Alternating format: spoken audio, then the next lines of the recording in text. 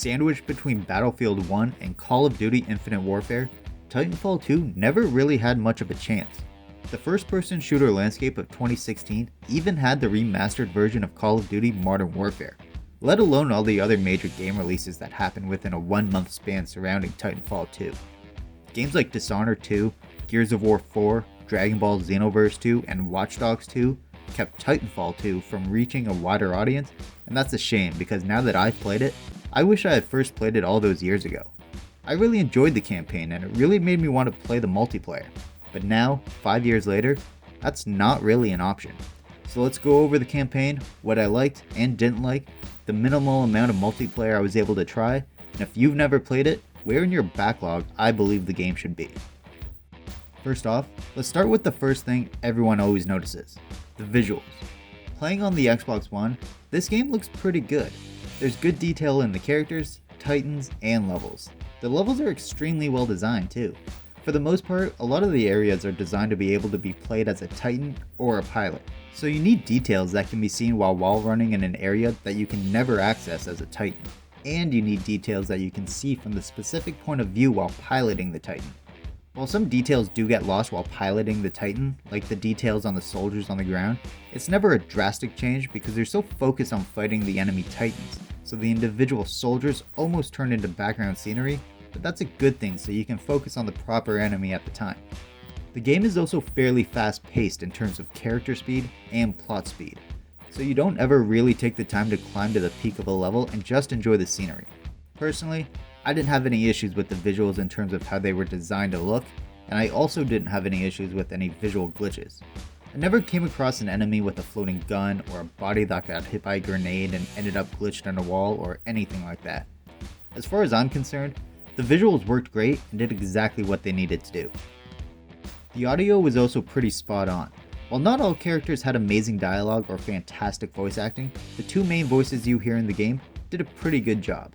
The voice of Cooper worked for me, but more importantly, the voice of your Titan, BT, worked even better. I always appreciate it when I hear robot or AI voices and they're not generic computer voices.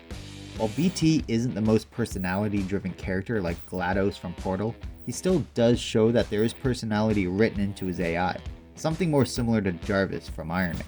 Power at 2/3. Data core reinitialized. Ocular system online. Adjusting focus. Are you alright, pilot? I think so. Wait, did you just call me pilot? I did also appreciate having choice, although a minimal amount of it, when it came to the dialogue for Cooper. I was able to choose my response to BT, even though oftentimes it would just force me to choose one, then the other, just to get all the information, but I was able to do it in the order I wanted to, and it was a welcome feature in my book. When it came to the weapons, the sound seemed to fit. No weapon had a random hilarious sounding trigger or anything like that. I know it doesn't seem like a big deal, but if you melee combat someone and there's no satisfying stab, or a shotgun blast sounds really weak, it can help destroy the immersion of a game, so getting the audio right is a major aspect to the enjoyment of a game. The story itself was fine. I personally never got too invested in the story the game was trying to tell. It felt more like a reason to go through these levels and kill enemies than it did a compelling story that I needed to see the end and enemies just happened to be in the way. The story in my mind could have basically been about anything, and I would have had fun, but the story was definitely not the driving force of this game. The personal story of Cooper and BT, however, was definitely the best told aspect of this story. Their personal story had everything that would be in a movie script. An unlikely meeting, getting to know each other, a forced separation, a reunion, a struggle they go through together to try and win the battle, a sacrifice, and the hint of survival and reunion once again. The ups and downs you go through as Jack Cooper along with BT is a story that a lot of games and movies try to tell, and honestly, this is one of the better examples of it being done right. And because their story was so well told, it helped to keep me going to beat the game because I wanted to reunite with BT or escape a situation together, and honestly, not because I needed to defeat the enemy. To me, the actual main plot and why there's a war in the first place was the secondary story, even though it shouldn't be. With the main plot of the game, in my mind, being fairly standard, then the gameplay needs to be an extra step up to make up for it. And well, it is. I absolutely loved the gameplay. It's not perfect, but it was leagues above what I was expecting. I had always heard online that this was a great campaign, but I was always someone who usually played first-person shooters for the online aspect, not the campaigns. So when I would hear that but never hear anything about its multiplayer mode, I would just assume the game wasn't for me. I had my online shooters that I regularly played and wasn't really looking for anything else. And that stubbornness really backfired because this is one of the best feeling shooters and I could have been playing it for the past 5 years.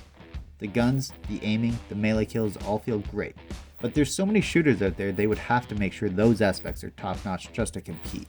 It's the rest that puts it over the top.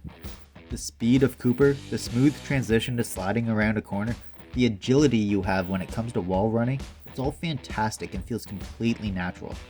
You can be in the middle of a firefight, feel overwhelmed, and run and slide to the safety of BT and then just dominate the enemy. Controlling BT also feels great. He can walk, run, and dash, and that helps keep the speed of the game up. It doesn't feel like you're weighted down whenever you enter your Titan, let alone the weight behind your weapons. You can definitely tell you're in a Titan, and while it still feels like the same game and still feels like a first-person shooter, it doesn't feel like you're playing as a human anymore. Being able to differentiate the two is a big deal when you have a quick transition from one to the other. There's also a lot of game design and mechanics from the developers that shouldn't be overlooked. The decision to have BT fight on his own when you're running around on the ground is a fantastic choice. It helps make him feel like he's a living being even though he's an AI. He can legitimately help you out of a jam by distracting or killing enemies that have you pinned down, and it helps build the bond you create with him. If he was just standing there waiting for you to pilot him again, it would have made him feel much more like a robot, and it would have been way more difficult for the writers to make you care about him if something happens. Another design feature that can easily be looked past is that a lot of the levels need to be designed in a way that you can run through them on foot or in the Titan. So that means narrow enough hallways that you can wall run from one side to the other to reach certain areas, but also big enough that BT can fit and continue along with the mission. And if you're outside, you need it to be open enough that BT can have room to maneuver and not feel trapped, but Cooper can run around and it doesn't feel like he's in the middle of a field. It's a fine line being able to transition from one to the other and have both playstyles feel like they belong on the same level. There's also one level in particular that I really enjoyed. I don't want to give away too much for anyone who still needs to play this game, but there is one level where you have the ability to travel through time as often as you please while staying in the same location.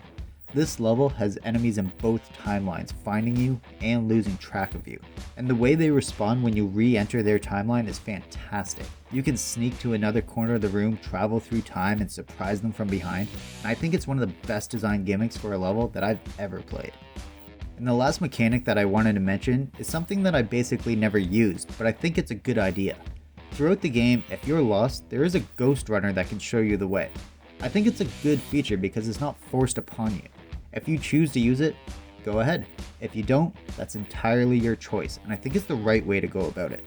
So I've talked about a lot of good things in this game, but it's not entirely perfect. One of my biggest letdowns was the different Titan loadouts. Honestly, I basically used the original loadout the entire game. I always tried out the new ones when I unlocked them, but they always seemed to have at least one feature that I actively disliked.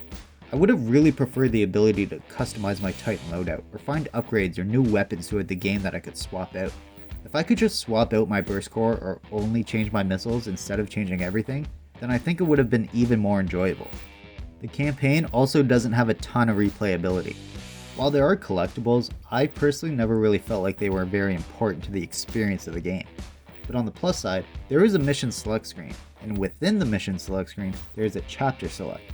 So if you're missing one or two collectibles, you don't need to play through the entire story again up until that point. Upon your first playthrough of the game, it should take you somewhere between 6 to 7 hours until you see the credits. It's fairly short in terms of single player campaigns, but that's also going through the story and not returning for the missed collectibles. My last major issue with the game is probably because of its age. With the game being just over 5 years old now, the online multiplayer is basically dead. I tried getting into games for a total of 4 hours. I played 3 games, lost connection on another 5 or so, completely froze in 2 more, and got kicked out while the game was trying to matchmake more times than I could count. So if you decide to play this game, the campaign should absolutely be your focus, because chances are, you'll never get to play the online. Although, out of the 3 games I did play, it worked amazingly well. The levels I got to see were designed really well. The feel of the game was good, and while you could feel outmatched by an enemy Titan, there was always other people running around on foot, so you had viable opponents to go against. It felt really balanced considering the Titans could basically one-shot you. This online is actually something I regret not playing earlier. I wish I could go back and be a part of the online multiplayer when the game was just 3 months old. I think it would have been fantastic. Again, I'm playing this on the Xbox One, so maybe there's a bigger player base on PC or PS4 that I'm not aware of, but on Xbox, it was a struggle to find a game. But with all the good and bad that's been talked about, the real question is, where in your backlog should Titanfall 2 be? In my personal opinion, the campaign for Titanfall 2 should be at the top of your backlog. It's a great time that should be experienced at least once. While if you're only looking for the multiplayer aspect, then it should be at the bottom of your backlog. Honestly, I don't think you'll have much luck finding a game. And there we have it, my thoughts on Titanfall 2 on the Xbox One. If you enjoyed the video, be sure to hit the thumbs up, it really helps out a lot. And be sure to share the video with anyone who might enjoy it. If you're new here, don't forget to subscribe for more video game related content. And if you're looking for another game to try on your Xbox One, then be sure to check out my thoughts on 50 Cent, Blood on the Sand. Thanks for making it to the end of the video, thanks for watching.